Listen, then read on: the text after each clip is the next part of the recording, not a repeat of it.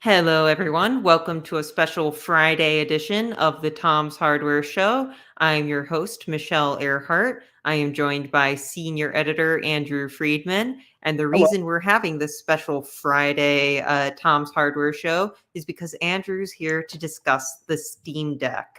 Very excited to get into that. He's got the box right there. But without further ado, let's roll the intro.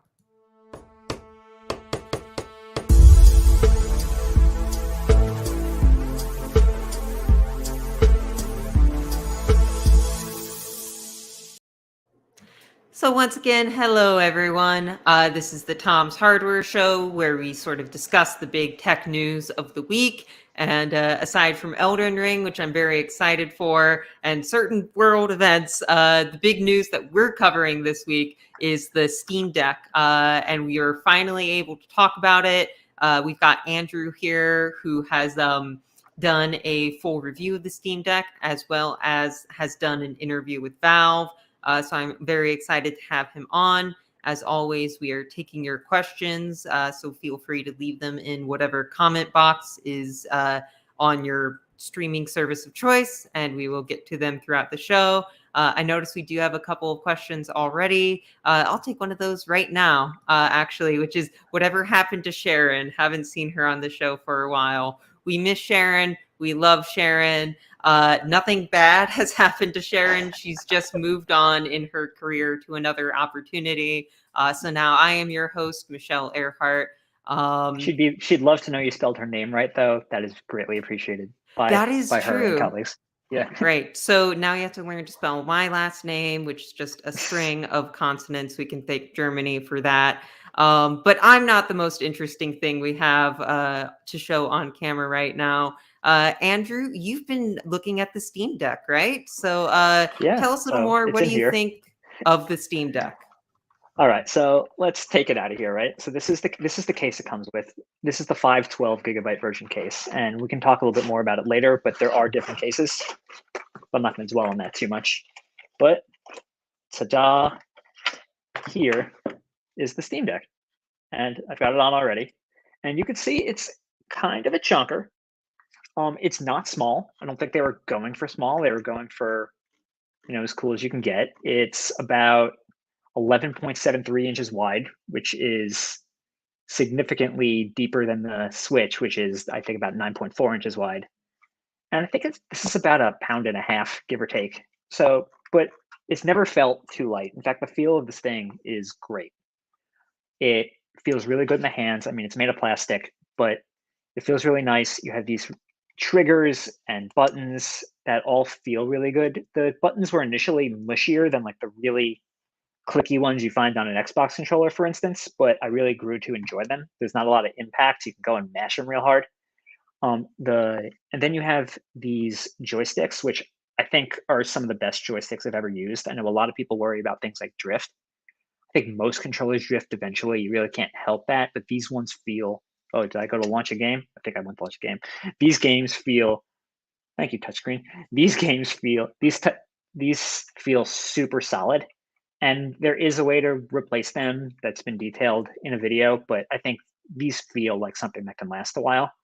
You have these touch pads underneath them. At first, I kind of thought they were gimmicky. They remind you of the Steam controller, right? Which was really focused on touch. But it ends up that as purely like as a mouse replacement, it works really well. So I found that when I play games like, for instance, like Civ 6, which I found is just like a great game to show off the deck for me, because it uses almost all the features, I would use this as a mouse. And it works really well in there. It works really good as a mouse in Linux. And then if you're playing a first-person shooter title, you could use touch instead of this control stick if you wanted, and that makes for slightly more sensitive gestures. Other than that, you have these two menu buttons, Steam, which is your main menu here, which brings up all of these little subcategories, which we can go through a little bit later. And you have your quick settings, which is actually equally important, which brings up lots of little things you can toggle, like your brightness and audio, and do you want rumble, Bluetooth, Wi-Fi, what is your battery percentage, and then do you want to make like all these little tweaks, like limiting your frame rate to save battery. So there's a lot going on, but it's a really it feels like a really premium piece of hardware for a first go. The really only like seams you see are these ones around the sides, which are just so it could be opened if you needed to. Port wise, it's not a ton with the ports. This is the big one. It's USB-C on the top. And then on the bottom, there's a micro SD card slot, which I think is going to be really important for a lot of people, especially if you bought the base 64 gigabyte model or even the 256. But it's a really easy way to expand storage. I mean, obviously, you'll have to pay more for for an SD card, but I found that performance off the SD card, at least a really good one, if you invest in a good one, is actually almost just as good as being on the SSD itself. So like out of the box, I just got this really good vibe from it. I also really like, this is the 512 gigabyte model, which I mentioned specifically because it has the etched anti-glare screen. As you may see from the video, like there is reflection. If you're watching it, you can see the lights in my face coming off the top, but when you're holding it in position, like in front of you, like this, it actually looks quite good. There's not a lot of lights bouncing off. And I think like it really looks lovely. Valve quotes 400 nits. I could believe that. We haven't run it over a colorimeter or anything, but frankly, I've been running it a little dimmer to get more battery life. So otherwise, you have these two speakers, which I think they sound quite good for gaming, not as good for music, but they work.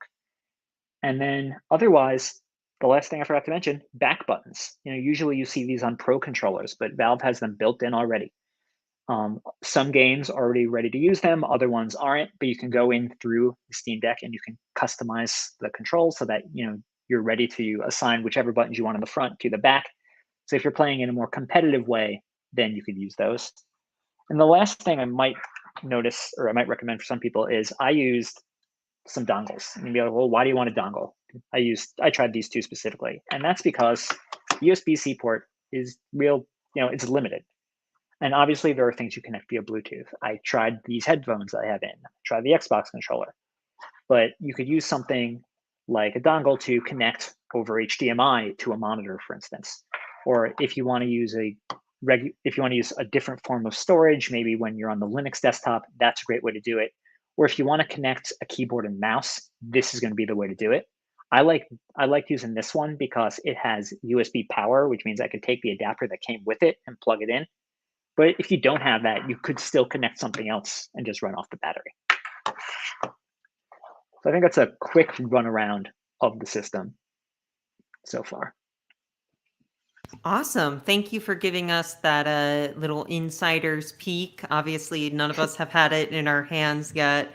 So it's good to actually get a sort of idea of what it looks like out of the box. So like you covered, there's a lot of things we could talk about with this. We could talk about game performance, the desktop mode, game compatibility on Linux, physical comparisons to a Switch, gaming off a micro SD card. So you're the expert. Which of those do you think would be a good thing to tackle first?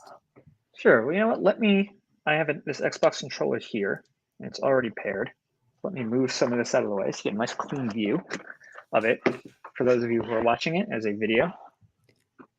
Awesome. And let me actually, you don't need to be looking at my face during this. So sure. let me go ahead and zoom in. Here's the Steam Deck, and we can go through the interface real quick. So you can see here the last games you've played are all here in this or at least tried to launch in this very pretty view. It kind of feels like a console, and I like that about it. You can see here that in the bottom corners of some of these games, there's just a little icon, and that indicates whether or not Valve has tested it. And I think that's going to be really important for your experience. Most games I find do work, but they don't all. And so going for games that are that Valve calls great on deck are really the best way to potentially do it. So a game like Dead Cells, for instance, has this green check mark at the bottom. And that means it is verified for the system, that it's like guaranteed to run out of the box. And so Deathloop is another one like that, as is Horizon Zero Dawn. But if you get into something like Guardians of the Galaxy, which I was playing before this showed up, and I actually finished the game on Steam Deck, it is marked as playable. And that means there are some issues with it, right? It might not be ready out of the box. It might say it doesn't recognize certain drivers, or it has a launcher that's a bit of a pain to get past. In this case, it just had some graphics issues, like there was a little bit of banding. but it was otherwise playable. And then you get into games like into games like Soul Calibur here, which is untested. But for me, this worked. I played it with no problems, except that until I pressed the button on the controller, it assumed I was connected to a PC that would use a keyboard and mouse. A PC port of a fighting game from Japan not being playable on a new piece of American PC hardware? I'm so shocked. Yeah, Or verified, I mean. Yeah, I mean there were some weird ones like Splitgate here, which is a multiplayer game I get in and out of, where it also untested largely works. But the thing about it is that when I turned it on, it made me, despite it knew there was a controller attached, it made me go into settings and make some changes before it worked. Huh. Cyberpunk launches the launcher. Haven't gotten that one to work yet. And then I'm another one I also have, so shocked there. and then Halo Infinite, for instance, is one that I've started and I've installed it, not tested, and the game just doesn't launch yet. Now, that's not to say things might not get better. I suspect they will. When I was doing early testing on Guardians, for instance, whenever I would go pick up these pieces of lore, like these items that bring up lore, the game would crash. And once they marked it as playable, that disappeared. So they're clearly going through and making fixes. And when I spoke to some of Steam's developers, they said, yeah, we can make a lot of changes on our end through Proton, which is what they're using to emulate games through Windows. And so they make those fixes that can help make it playable or potentially even verified. So they can't do things like change the game so that it looks like that the text is bigger, that makes good quality of life stuff that makes it verified, but they can help make it playable. So I think that's pretty cool. So do you think the compatibility issues have more to do with the device or to do with running off of Linux? I mean, I think a big part of this, I think it's a little bit of both. I mean, one thing I said in my review is, first of all, this is perhaps the most interesting computer I've tried in a long time. I'm the type of person who really likes, I have a typical PC setup, but I really like curling up on the couch with my Nintendo Switch. I don't care. I could play it on the TV. I don't wanna. And this lets me bring that sort of intimacy in gaming to me, which is great. But the issue is that it's coming in really hot. This is fresh out of the oven. I think that delay was important, and I think they're continuing to do work. I've seen a lot of frankly, what you're seeing here, this one that's effectively shipping to customers, is kind of different from what I saw when it first came out of the box. So they are doing the work on there. I think some of That's it is good the to fact that, hear. yeah, I think some of it is the fact that it's a new platform, which means things aren't just necessarily going to work.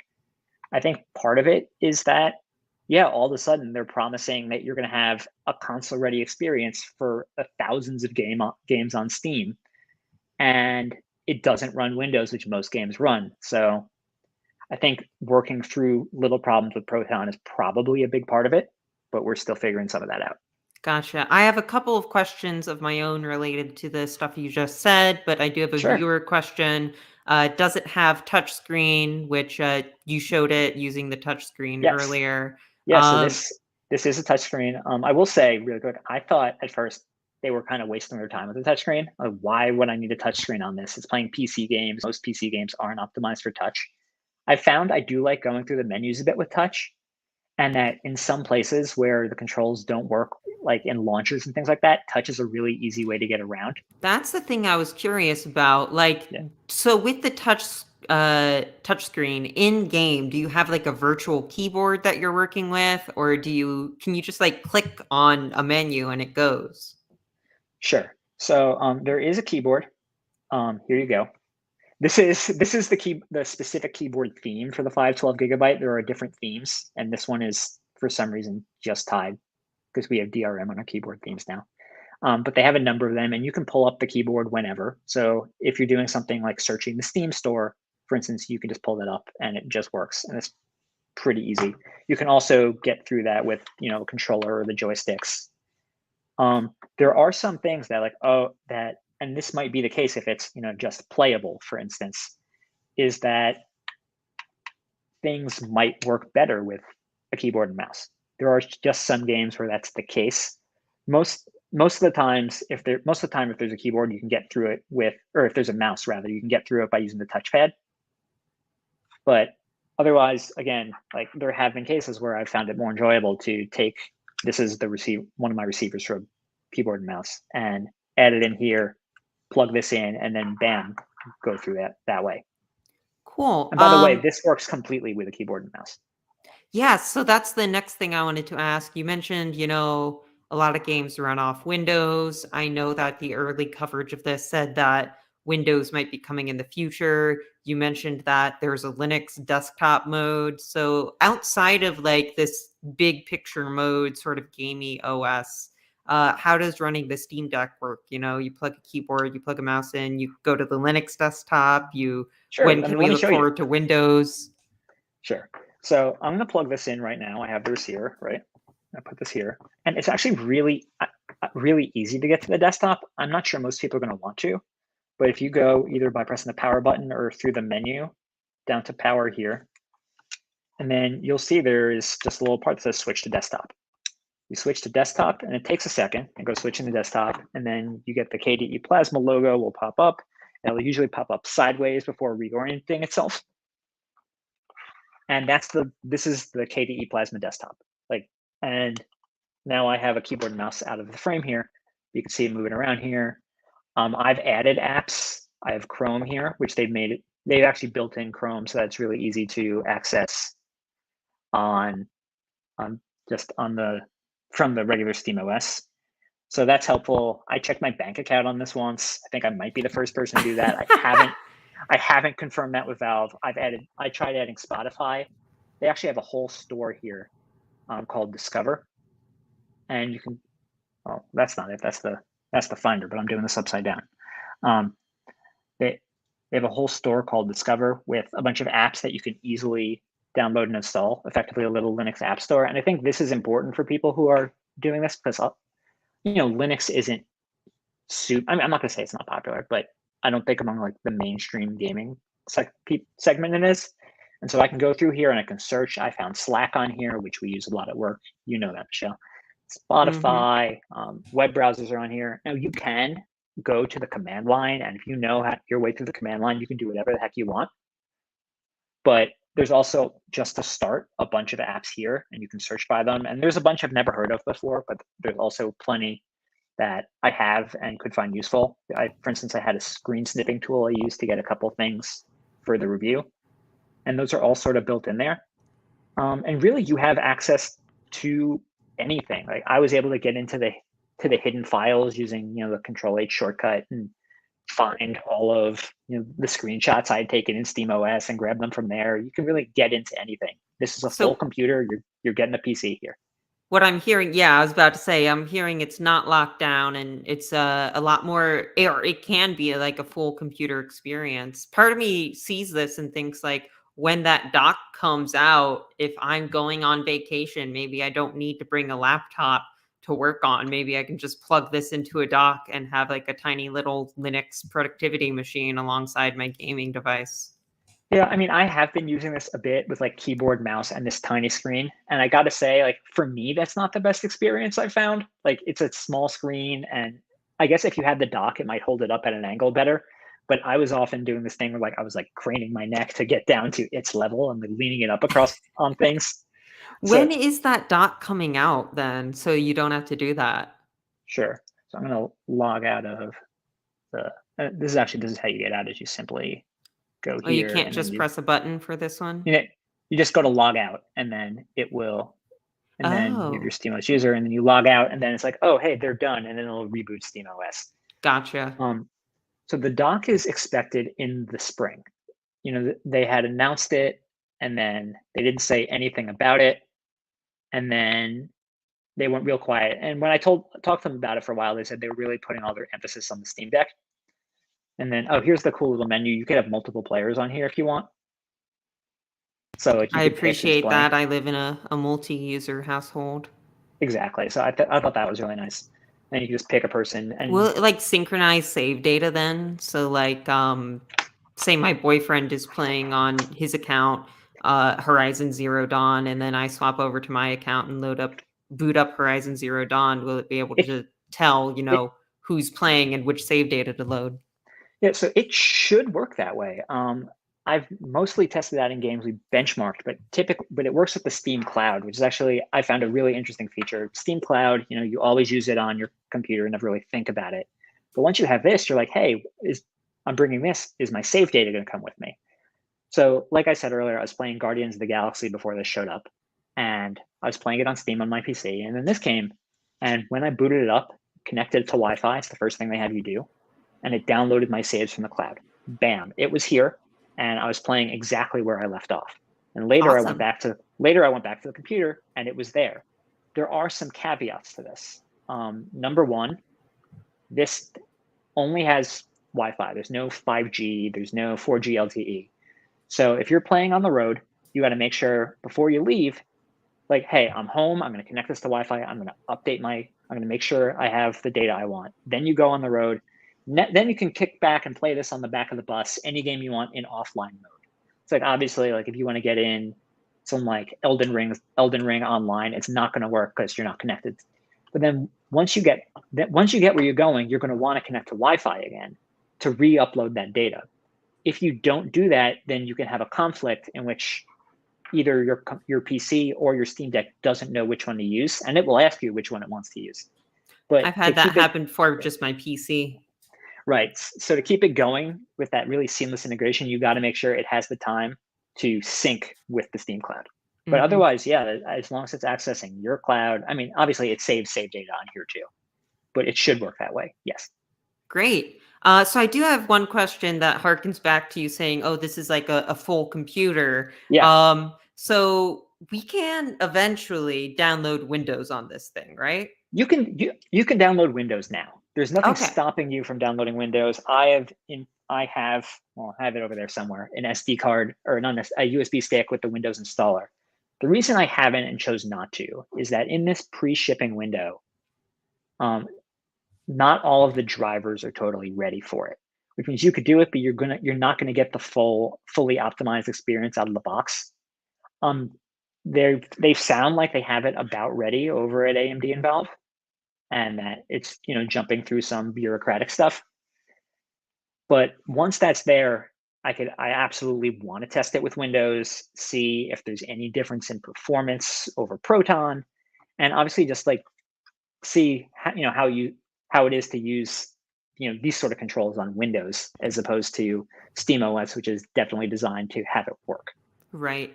The But this reason is I it. asked, oh, go on. Sorry. I was gonna say, yeah, but I think that's part of what surprised me about this is whether I was in SteamOS or whether I was in KDE Plasma Desktop, it felt to me like a computer, and that there's always little things you can tweak.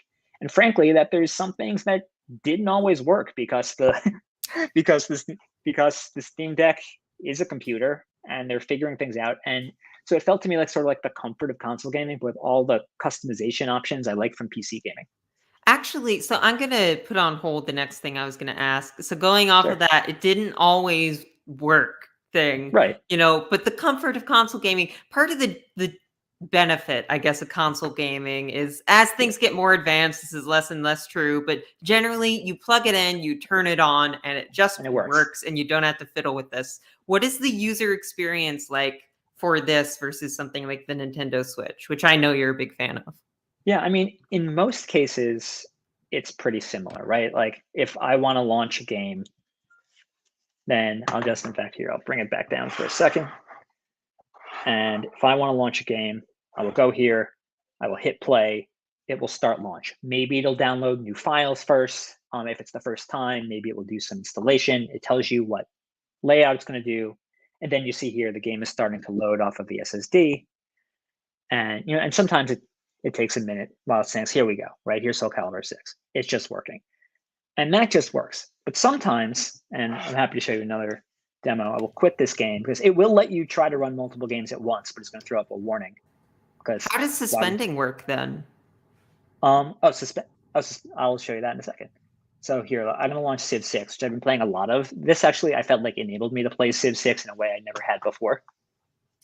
And that like I could play it for a couple turns and put it down. Civ 6. So Civ 6 here is a launcher game. I mean, you laugh, but like that is, I think, the beauty of this is that right, it's going to the launcher that it would usually throw up first, and now it's saying like, hey, do you want to play in DirectX 11 or DirectX 12? which is not something like you typically think about on a console. And then in the case of this, that happens sometimes, which is kind of weird, but then it passes and then you're done. I mean, Right? I laugh because like Civilization is famously a just one more turn game, and then Yeah. suddenly you've spent 8 hours playing and didn't even realize it. But I I mean, guess yeah, that's one of the benefits of the form factor is it changes how you play too. absolutely.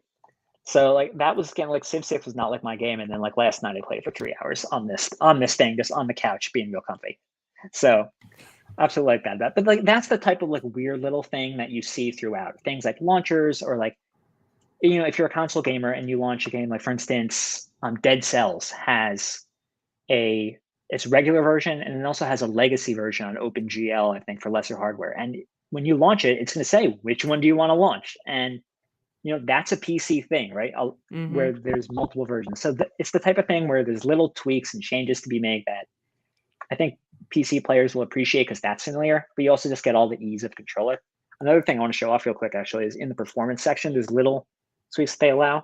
Maybe I should have done it the other way. Let me But yeah, so you have like yes, I limit your see it frame rate. now. So you could limit your frame rate to 30 frames per second. You can change the thermal power. You can change the GPU clock. You can enable AMD FSR if you want. All these little things, and those are mostly about power efficiency, right?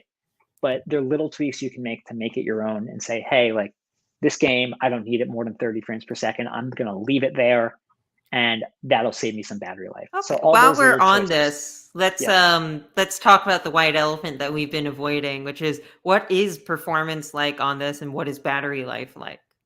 Sure. Let's start with battery life because I think that's really interesting. And battery life is all over the place, is the best way to put it. Valve estimated 2 to 8 hours. My experience is more like 2 to 6. Mm. Um, like a game like Guardians, which is like GPU intensive, it maybe lasted about 2 hours if I played it. And I tended to play games when I was testing for battery on like 50% brightness, which is honestly pretty good.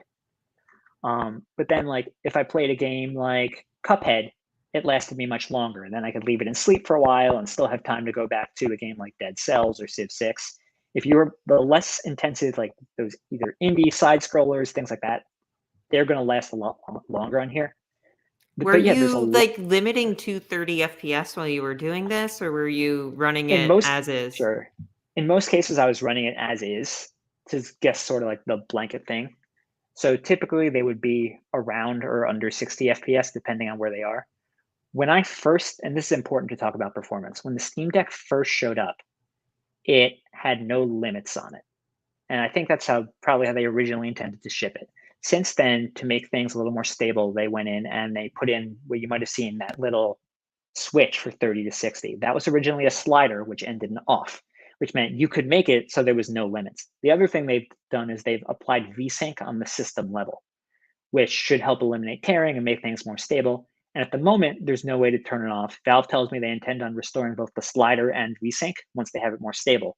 So all my Wait, so is the testing, max FPS for this right now 60?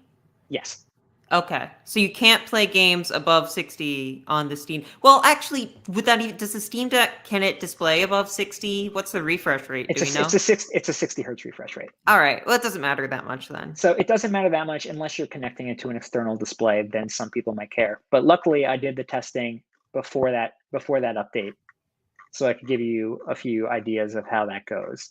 I gotta say, like, you have to be willing to compromise. You have to be willing to go to your low, maybe medium settings. There are some games, older games especially, that surpass that, and some that are Linux native did particularly well. It's like Shadow of the Tomb Raider, we run a lot. And that one, you put that on low, that ran around 63 frames per second. When you're putting on the highest settings, it ran around 38. It's like that's not so bad. And in between, there are little chunks you lose. And then some games you don't. There's some games you lose a lot more. You can't do as much. Like Borderlands 3, on very low, it ran around 56 frames per second, which is pretty good. On high, it was at 28, which means you have way too many frames under 30 to really be considered playable by us. Right. So it depends a lot on the game. And then you have something like Civ 6 on low is running at like 76, right? Because it's not a very graphically intensive game. You could bump that up to ultra and it's still in the 40s. So it very much depends a lot. I And the mean, other Civ thing I want 6 also points out, like, for things like turn-based games, frame rate doesn't matter as much. So you could probably, that's another good use case for this, I guess. right, how many people need to go over 60 in Civ 6? Which not many people. But the other thing I tested when I did that was I transferred every single game from the Steam Deck's SSD to an SD card, which I thought How did was that affect, like, load speed and everything like sure. that? So I tested, and I got to be real specific here with it. It was a 512 gigabyte SanDisk Extreme, which is a pretty beefy card. It's a fast card. It's a UHS 3 card. I can't promise you that like a cheaper card is going to get you the same experience as I did, but you might also not want to spend $80 on an SD card. For performance, I got effectively no difference. Most scores were like benchmark scores were exactly the same. There was one or two where the SD card was even higher, but like when there were differences, they were almost fractional. So Can I we thought that was clarify, just because we're a little bit into the show now, and the different sure. models have different kinds of SSDs, what model are you running? So this is the 512 gigabyte top end model that runs on an NVMe SSD. There's also a 256 gigabyte model that also runs on an NVMe SSD. And then there's the entry level 64 gigabyte model, which runs off of eMMC storage. And you're going to need an SD card for that anyway if you plan on playing, AAA games, because Well, hey, there I are mean, games that are 64 gigabytes. it's good to hear then that obviously this is probably specific to your card, but you got comparable experience off of Right. micro SD to the more expensive model. So if you get the No. base Yeah. Steam Deck and a good micro SD card, maybe it's an equal, you don't have to go in for the big Steam Deck. Yeah, I mean, it's definitely a question there. And then I don't think there's a limit to the size. So you could probably go get a 2 terabyte SD card if you wanted to do it that way. The SD card thing, I did find that some loading times were a little longer, not enough to like really bother me compared to the original performance. But like if you really care about that, you might notice that. But once I got past that, it was usually good. One thing I asked Valve about this was like, how'd you get the SD card to do this? Like, what did you do? And it's funny because what they told me is that SD cards have their claim is SD cards have a real bad rap, right? They say like read speeds actually really good. What you don't want is to interleave read and write speeds. If you're reading and writing at the same time, then it's going to stop. So they have one major little trick to it. And they do this with the SD card inside too, is that if you go and like you're downloading or updating a game on this, if I launch a game off of the SD card, it's going to stop downloads to the SD card until I'm done. So it will only be reading from the SD card. I mean, unless I like to save a game or something, but it's not going to be making major reads. And it's going to be the same on the regular SSD to do that the same way. So that's the big thing. The other thing they do is caching, because caching happens. They have not done any like extra optimizations for this. They say they're considering it, but you run a game off of an SSD or either an SSD or the SD card a couple times, and it starts to cache things in memory. Mm-hmm. And the processor, which is in custom AMD APU, they've added 16 gigabytes of memory with there. So if your game's not using 16 gigs, maybe it can use some of the memory to store things that's going to load. So So I'm actually curious, not to go on too much of a no, side tangent, but go you for it. mentioned the custom AMD APU. This is Yeah. using RDNA2 technology, right? Yes. So So it's this using. is, oh, go on. Okay, just to make it flesh it out. So it's using Zen 2, which is a few generations old now. 4 cores, 8 threads, and it's using 8 RDNA2 compute units, which is AMD's latest graphics compute units. So I ask this because obviously you said you're going to have to run on lower end graphics on this, but technically, is it capable of doing ray tracing? I have not tried it.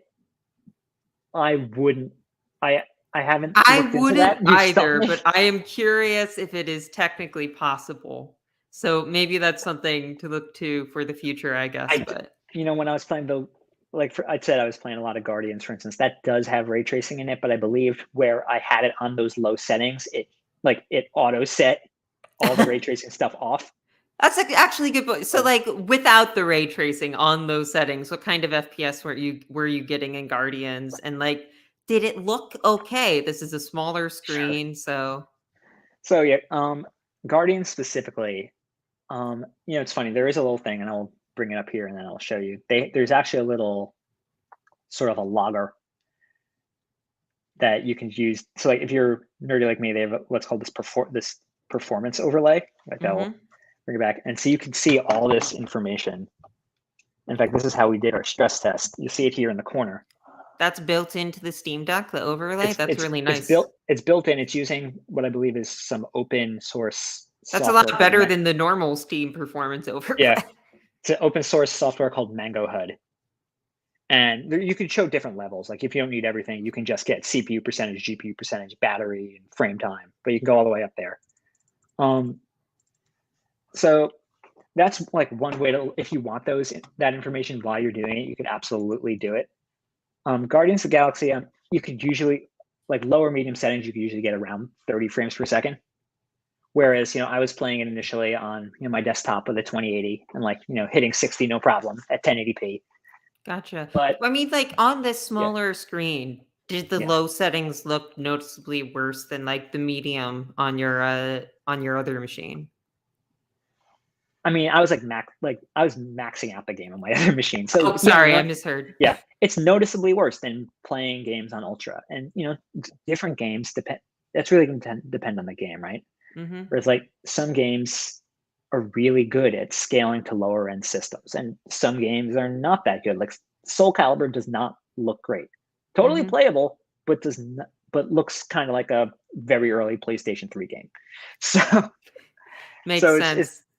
It's really tough there. But going on go on. Sorry, just another side tangent before I forget. When you loaded Soul Calibur, it said this game will use the official layout. Can you change the controller layout like you can in regular Steam? Yeah, you can change the controller layouts on a per game basis. When a lot of them, I think the official layouts have been like more reviewed by Steam. Like these are the ones that, like it's recommended by the game. It knows there's a controller. Whereas some cases it says like it's using more of like I believe they call it template layout.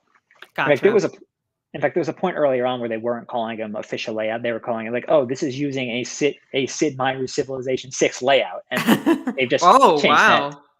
But they have, in fact, this is something relatively recent. But if I could show you real quick here, they've added a thing now in the screen where you can resume and pause. Then you can also get quick access to the controls when you're playing. So you can see and then there's a little button here for controller settings to take you if you want to customize it. Oh, nice. And that's on any single game. It'll take you to here's what the controls are on Steam Deck. So it's just really easy to get there. I find the desktop Steam controller config menu to be a huge mess. So it's good to hear that's not the case here, and I wish we could get that on desktop Steam too. But anyway, you were talking about performance for Guardians of the Galaxy. Sorry to go on it, or Soul Calibur. I mean, yeah, and for any game like Guardians and Soul Calibur, Guardians looked okay on low. Soul Calibur did not. It's going to depend what you're tolerant. Look, the type of performance you get is going to depend on the type of tolerance you have for low settings or frame, or if you want better graphics or better frame rates or like what you want. I can't tell you what that's going to be. I would much prefer to have like the smoother game than to have a stinky little than to have it be like real chunky, to have it like run at 12 frames per second. I'm sure there are people that can do that, but I cannot. And I mean, so I would recommend going as low as you can personally, and then just sort of back here, let me bring up Soul Calibur, and then just sort of stomach it. And what I'm hoping that projects like the Steam Deck do is that they encourage developers to really optimize for lower end machines, which would be good for any case, right? That would be good for people who have older graphics cards or can't afford to buy a new machine or can't find certain components. And it would be good for, I'm sure there will be other portable machines if this takes off, right? So right. The one thing that interests me is about this is there is a handheld PC market that exists right now. We have things like the GPD Win 3 and the Aya Neo and the Aya Neo Next even, but those are all about twice as expensive as this. Obviously, Valve has its advantages as a larger company compared to those fairly small companies that I just mentioned. But this is probably like the most usable handheld PC I've seen at this price range, which is like what, mid $500 for the one you have right now? Yeah, so the one I have is $650. So Okay. $649. For $529, you can get the 256 without the anti-glare display, and for $399, you get the 64 gigabytes. And that's expensive. But are you Keelik there, by the way? Yeah, but I'm also just kind of mashing buttons because I'm playing upside down. Right. So even more impressive though. Congrats. I mean, I think I have this set to like as easy as it gets, but the 64 gigabyte is $399. But when you think about like some of the Aya Neos like start in the $1,000 range. Now, some of those are using more recent CPUs, but for the price, this is pretty well built. You get a lot of games. I mean, obviously, you're not going to play games that aren't off of Steam unless you install Windows. That's one thing that I've been like having in my back pocket this whole time, which actually takes me a good point next. Say I'm a low spec gamer. I run things on low. What about this being my main gaming PC, especially when the deck comes out or dock comes out? Do you think that's feasible?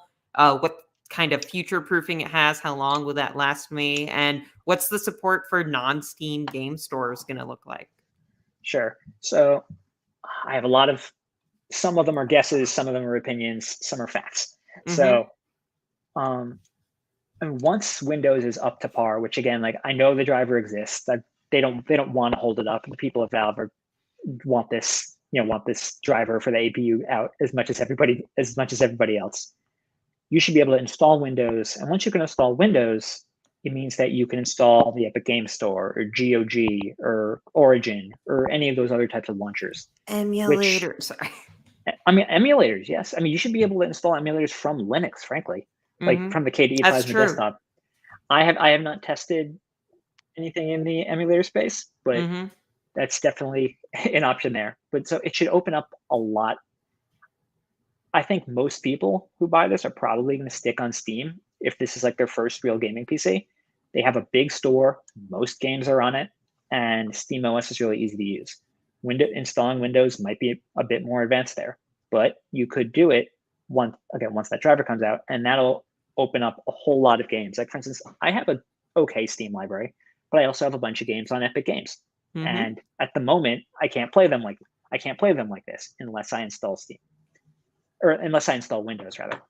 So I'm looking forward to really getting to try that out, if only to see if it works, see if it affects performance, and see if I'm okay with using that as opposed to this very nice OS that, while still a little buggy and being cleaned up, is really nice. One thing that I'm curious about is obviously Steam is on Windows as well, and we're talking major speculative territory here. But if Linux is the problem with compatibility for some of these games, I wonder, what if you install Windows on it and then run Steam through Windows and access your library that way? Will that help compatibility? I mean, it will. You can absolutely run Steam through Windows. In fact, you can run the desktop client of Steam on the KDE Plasma desktop if you want to that badly. That will probably help compatibility a lot, right? If all of these games already work with Windows and have no problems with Proton, and you're willing to do that, you could absolutely go in and do that. Why do you think this ships with Linux then in the first place? I mean, Valve has a mission to make, to make Linux a big in gaming. They've been doing this for a really long time. I mean, you might remember Steam machines. They've been pushing Proton for a very long time. And in this case, I think they really see it, or at least they push it to me. They explain to me as like they see it as making gaming more open. And in this case, like they did say, they're willing to license SteamOS to any company that wants to make a handheld. That it's for free. If you want to make a SteamOS handheld, that's not the Steam Deck, you can do it, and you won't have to pay for it. Most of it's open source already anyway, with the exception of Steam itself. I'm sure they don't mind that either, because they'll make they make money if people buy through Steam. But I think the approach here is interesting because they're not locking it to Steam, right? They're just No, making the they're user experience way better if you right. use Steam. And there are launchers that you could use on Windows that might make things a little easier. And I want to try. I think there's one called Play Night that I specifically want to try that like just sync your games from across all of your libraries, and then we'll launch the the launcher or the library once you're in there. So I think that might be a solution. But yeah, I mean, Windows, there might have been a licensing fee, which might also Hmm. have something to do with it. But also, you could dual boot Windows and SteamOS. At the moment, there's no installer to do that. One thing you could do is install Windows on the SD card, and you could boot from the SD card. Or if you wanted to, you could boot from a USB stick. Those are options. I Hmm. think they told me they do intend on making an installer that will allow you to install both Windows and SteamOS at some point. There's no date on that, so I wouldn't get too attached to the idea. But those are types of things you could do to switch between them. And you should be able to re-image back to SteamOS if you ever decide you want to. Cool. So the thing you mentioned about SteamOS being open source and other developers can make similar machines to the Steam Deck. There's one more point I want to touch on that we haven't discussed a lot, but before we get that, I have one more performance question, which Sure. is like obviously a lot of the big comparisons for this are to the Nintendo Switch, Right. which when it's in handheld mode tends to run games at 720p. What resolution does the Steam Deck do, like in handheld mode? I assume that's very user customizable and Yeah. varies per game, but is there something that it tends to go to but for default? So yeah, this has a 1280 by 800 screen. So it's 16 by 10, which is a little interesting because, a lot of games are made with 16 by 9 in mind. You, I mean, and that's sort of on a per game basis. Obviously, like how some games select settings for you by default when you launch them, and some games don't. So I did all of my testing at native 1280 by 800 because I want to like take that to the max. If you want to save a little bit, maybe you could do 720p, or you could choose other ones. But most games support, or I've tried have supported 1280 by 800. The ones that don't or don't fully, will letterbox a little bit, but not in a way that's super noticeable. But yeah, whether this is plugged in or on handheld mode, there's no change to performance. You get what you get. So it's not like the Switch where you can get a slight bump from the extra power from it being charged in the dock. So you'll get the same experience whether you're playing this plugged in or whether you play it, on the go with your, and you forget your charger at home. Awesome. So you mentioned the 1280 by 800 screen, which I think brings me to my final point that I want to discuss with this. Is let's talk about build quality Sure. because this is a new piece of hardware from Valve, and Valve has a sort of hit or miss history with hardware. You mentioned Steam machines and the Steam Yep. controller earlier. I have a Steam Link that worked perfectly for me for a year and then just became a brick when trying to update. So, and this is a competitively priced machine. Yeah. How does it feel in the hand? Does it feel like a prototype still, or does it feel premium, or how Yeah. usable is It it? it does not feel like a prototype to me at all. This feels really nice. I mean, it's plastic, and I'm not going to tell like, oh yeah, they have some aluminum build, but I think it kind of needs to be plastic to let that heat through. And what I thought is really nice about this, and you can see this in the heat, in some of the heat images that we have in the full review on tomshardware.com, is that the places where you hold it are the places that stay the coolest.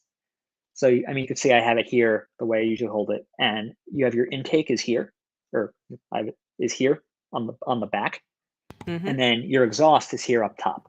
Now, I will say There's the no fan. exhaust on the bottom. Nope, the bottom is just the It SD won't card heat reader. up That's your it. lap, then I guess. No, so here where you have your fingers on these grips and on the buttons, it really doesn't get warm. All of the points where it gets hottest are in the center. Hmm. Now, I will say this fan whirs a lot. Like you do just about anything other than let it idle, and the fans will whir.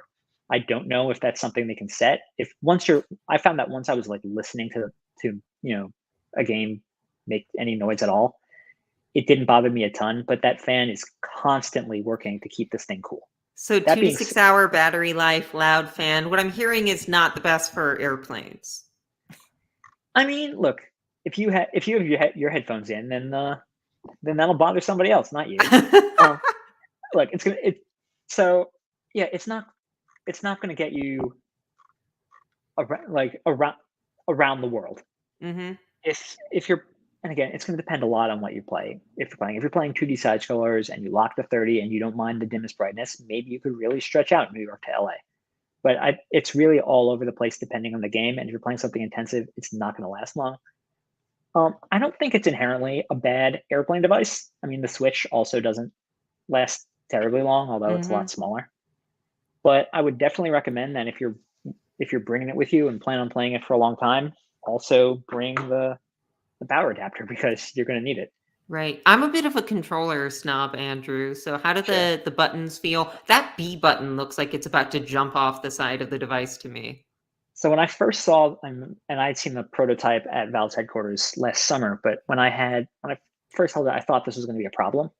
It's Mm-hmm. really not. It's actually surprisingly comfortable. I mean, the B button's fine. It's like on a curve that's pretty natural for the hand. It's like I do definitely see what you're talking about, but not a Mm-hmm. problem in practice. I love this D-pad. I'm a big D-pad snob. Like, Mm-hmm. Same, same. and like look, I'm not going to play. I don't play games professionally, but I'm not going to play like Street Fighter professionally with this. But it's good enough to play Street Fighter. Like, Okay. That's pretty high it's good enough to praise. play a fighting game. It's I thought it would be weird to have these next to the stick as opposed to under or above them like you see on most controllers. Mm-hmm. But once you get used to the idea that I'm just moving my thumb to the side as opposed to up or down, it's really not crazy. And then if you're using either of the touchpads, then you're just moving up anyway, in which case it's a pretty natural feeling. So the touchpads, obviously you can use them to get like mouse-like input for something like Civ or the desktop in a pinch, but have you tried a shooter on it? I know you said you were playing Guardians on it. Yeah, I mean, Guardians was a game I absolutely used with the with the control sticks. 'Cause for a first-person shooter, I would absolutely try it. And so, what I did in like a game like Splitgate was, hey, I want to I'm aiming, and I would usually use the control stick. But now, okay, now I have my sniper rifle, and like Mhm. I'm zooming in, and then I found myself switching to the pad to like find the exact spot, and then boom, take the shot, and then I might move back. So Can that's you how I tend. customize like the touchpad sensitivity? You can, yes. So I found some games Reddit is a little bit overly sensitive, so I tend to turn it down like a notch or two, but that's personal preference. And the other fun thing about it is that there's some haptic feedback. Oh, So okay. and it's like really baby haptic feedback. And so it's kind of weak, but it does give you a little sense of like where your thumb is and like you feel like you're moving, Mhm. which I like that. I wouldn't say that for the rumble and the whole system, which I think is kind of overall weak and a little unnecessary, but that's how that works. So the touchpads do work, and I think it's overall comfortable. I'm 5'8". I have pretty average size hands. I'm very comfortable with it. I tried it. My wife's 5 feet flat, and she has small hands, and she was able to hold it, but she's like, I feel like I couldn't stretch further. So Mm. if you have really small hands, it might be less comfortable for you. And I'd love to tell you, hey, like go try one in a store and see if you can hold it, but that's obviously not the case because you can only buy it from Steam. Right. So before we move on to that, one last build quality question is what are the speakers like?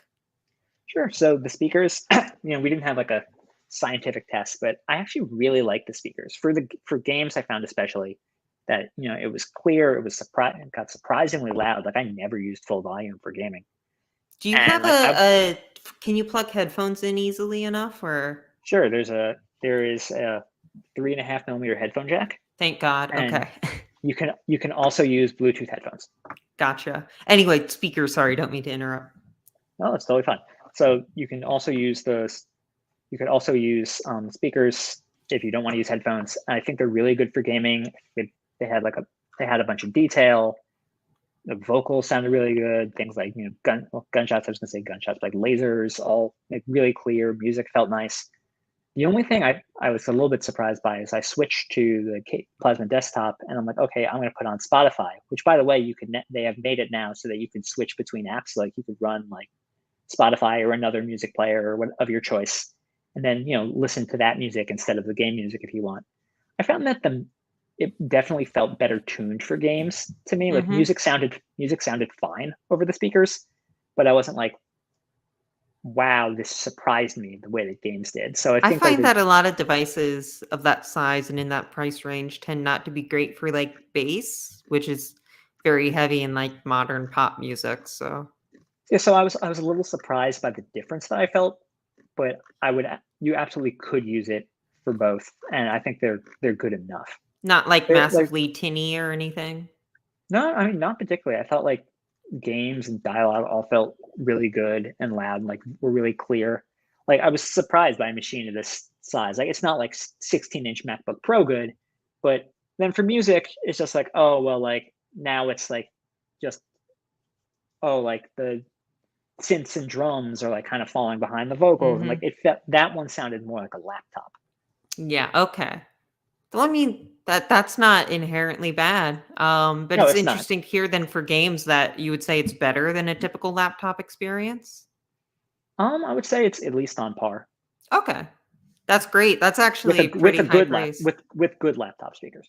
Okay. To be clear, So then you mentioned earlier, like, I would love to tell you to go into a store and hold one in your hands, but you can't. It's like, this is right, a pretty weird purchasing system, right? Like, we're talking about, like, here's how to make your decision on whether or not to buy the Steam Deck. But theoretically, you made that decision months ago, and now you just like choose whether or not to confirm it. So I have like a Steam Deck reservation that I'm right, probably going to have coming up, I think in April, that I could maybe confirm or not. But what do right. you think of that? Are we ever going to be able to just buy this outright? I Um, mean, that's a complicated question. That depends on logistics and steamships and ports and pandemics. That's hard to answer. What I can say is, yeah, like you made this decision whether or not you wanted this as early as July of last year, right? This was supposed to come out in December, got delayed, but now that's coming up. Emails are going to start coming out as early as today, where you're going to be able to say, hey, like I want to take the $5 that I used and I want to put it towards a Steam Deck. I was serious about this, or that, oh, I don't want it and I'm going to cancel it and they'll give you your $5 back in Steam credit.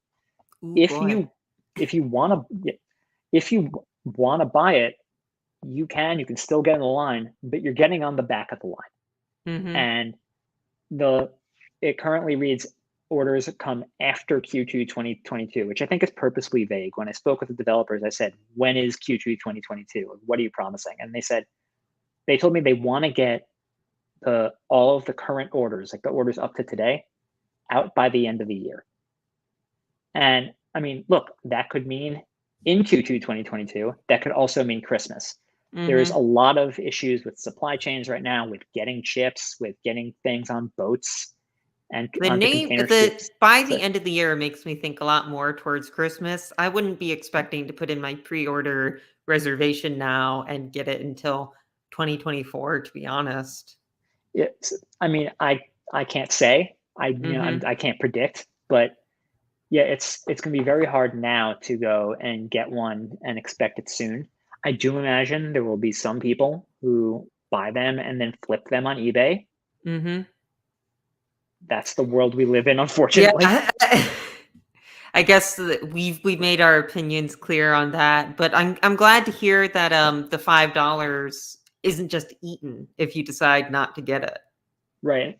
And the other thing about it that I will say is, and I think this is a big part of the conclusion in my review, is that this thing is both like really messy and also really great. Like the parts that are really great about it are super great, and the messy parts are largely on the software side. I'm of the opinion that if you are in like somewhere in the middle of that line, you might actually be in the best spot to make an educated decision. That if you're like in the like, oh, late Q1, then you might be in a spot where you can see, oh, okay, this is how Steam is supporting this. This is the fixes they made. Now I know if the games I want to play are marked playable or verified. And oh, this thing didn't have any other major problems. And then be able to say, okay, I want to buy one or I don't. If Hmm. you're ordering immediately, you don't get to make that choice. And Right. if you're in the back of the line, well, then you just have to wait a really long time. So it's really tough. In I think time for it's Steam Deck 2 to come out or Lenovo Legion Steam Deck exactly, or knockoff. yeah, right, or whoever makes those. But So it's sort of a tough thing. I think they did it in a smart way. Obviously, I think people would have loved to go to stores, so you see how that's been working for the PlayStation 5. Mm-hmm. They're going to their loyal customers who have their accounts with them. I get that, and the $5 to a degree shows that you're serious. I mean, it's not a huge amount when you compare it to the rest of the Steam Deck, but it's going to be hard to get. It it's not a must-have, but it's a nice thing if you can get it and you can afford it and you want to play PC gaming on the go. But yeah, it's an unenviable position to I'm be not in in. a very travel big mood right now, but this is something I Right. would love to have if and whenever that takes up Yeah. again. So I've tried to make sure that we've covered as many angles of this thing as we can. I think we've done a good job of that. I do have one viewer question that I want to touch on before Sure. we leave, which is this good enough for VR games like Beat Saber? I assume this wouldn't be VR ready, but So the Steam Deck just doesn't support VR, period. okay. Like That's if you that's a bit of a shame given that like the Quest exists. Yeah, it sounds silly, but the last time I was in an airport, there was someone in the gate playing Beat Saber on their Oculus. So and I'm it glad looked that very silly and I wish I had video, but that person didn't get arrested or anything. living their best life, honestly. But if you go to a game, like for example, I've got like Arizona Sunshine here in my library, and it is just unsupported. It has a little no, and if you try to install it anyway, it'll let you. It's a computer, but it'll say like, "Hey, there's a part of this that won't work.